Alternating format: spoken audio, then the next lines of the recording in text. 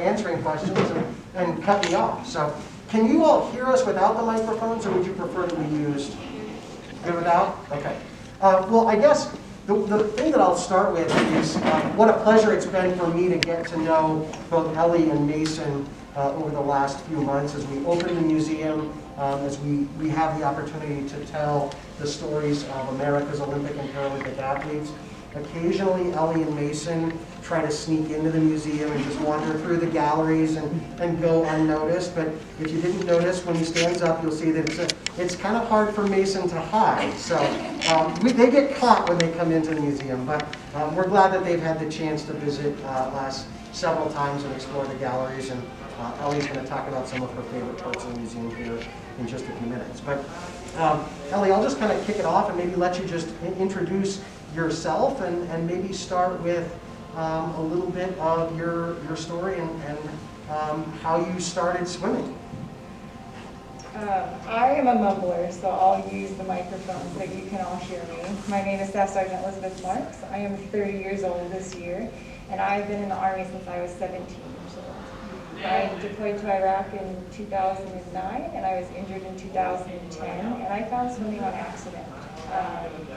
When I started swimming, it was just because I wanted to stay in the Army, and I wanted to be found fit for duty as a combat medic, and so I started swimming to stay in shape.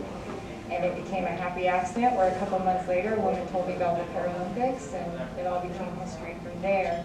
But since my initial injury in 2010, I survived life support in 2014 and had my amputation in 2017.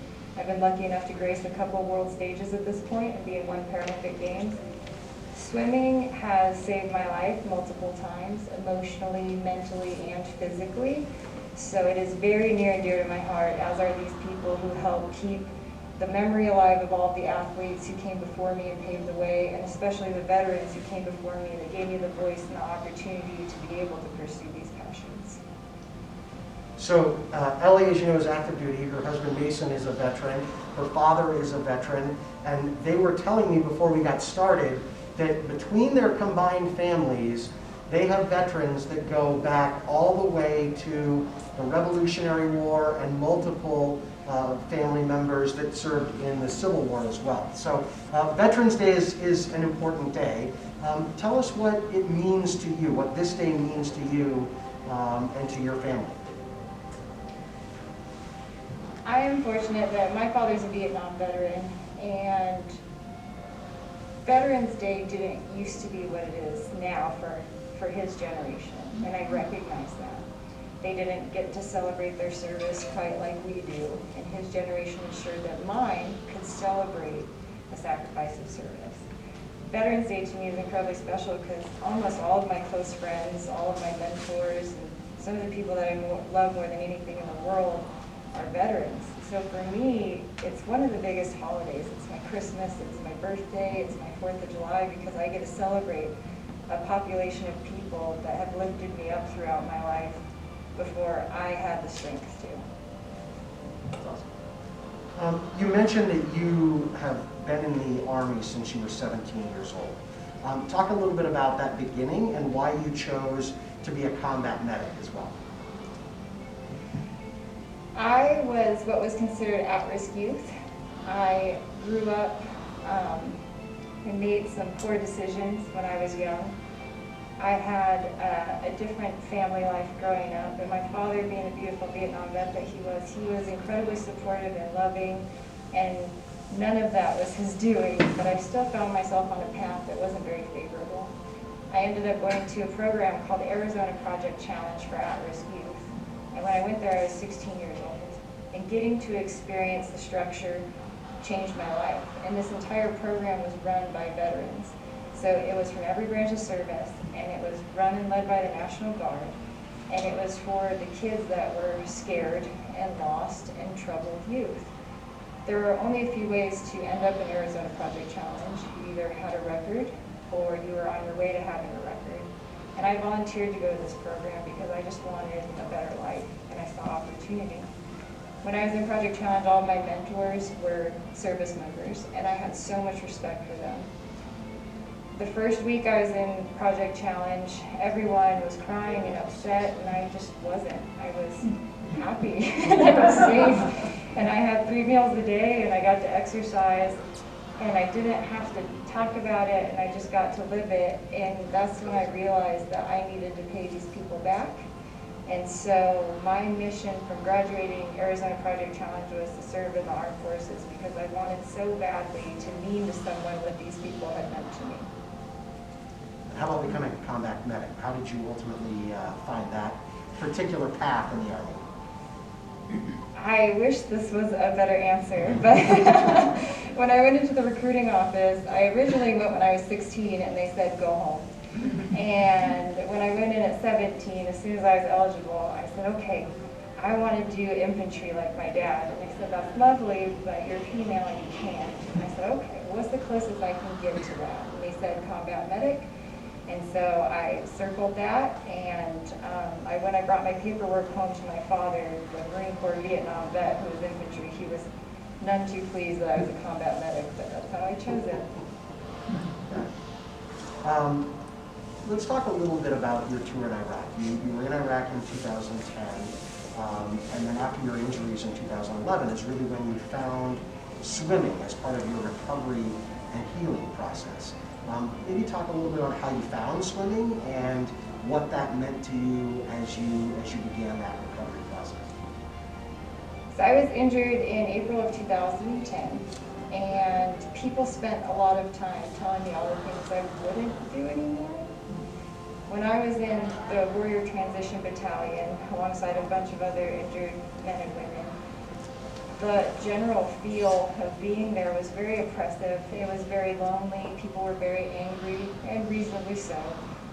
I found swimming simply because I was in a wheelchair and I didn't want to gain weight and I didn't want to get kicked out of the Army. I was found unfit for duty twice, and after going through 18 months of surgeries, I was certain that I was going to be found fit for duty.